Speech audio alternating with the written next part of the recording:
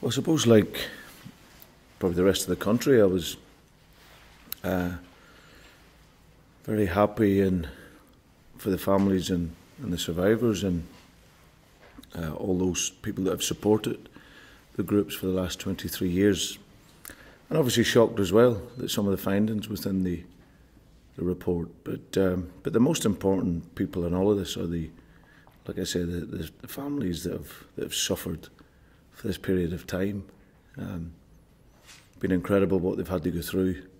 And I remember I was a 16-year-old boy in Northern Ireland at the time, and a couple of months later I've left to come to England. And I now sit here today as a 39-year-old, and the families have just had justice, and it's taken all that period of time, which is absolutely incredible, really. But I think it's the respect that goes out, like I say, to everyone involved in that process over the 23 long, hard, arduous years, that hopefully they find some sort of justice out of yesterday. As someone coming from outside of the club, did you have any preconceived ideas about Hillsborough and what impact did yesterday have on them?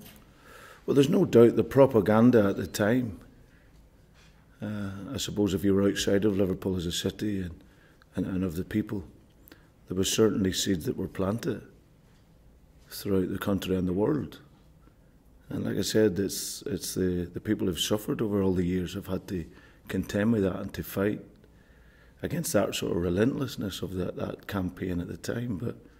But certainly for me now, having come into the city and been around the people, and obviously being at the vigil last night, was, you know, this is a city that really you take to your heart straight away because of the people and their honesty and their love of life and the support that they give you. So certainly from moving to here, there's certainly never been any qualms about any sort of justification in anything. But the support has to be with the people. And I've met with Margaret and Jenny since I've been here, and I've had a sort of shortened version of what they've been through, and it's been remarkable, really, all the families. What then do you think the Hillsborough Independent Panel's report has done for the standing, not just of the families, but of the fans of Liverpool Football Club and the club itself? For me, it's even bigger than that. It's for life. I think it's morally and socially. You now look at decisions that are made against people. I think that the inspiring effect that it's had, certainly on me alone, but certainly for the football club, is that you fight. You know, there's a cause there, and whatever that cause is, if you feel strongly enough about it, you must be relentless in your campaign and your fight to make a wrong right. And these people have done that. Like as I said, they've suffered what they've been through. None of us could ever begin to imagine.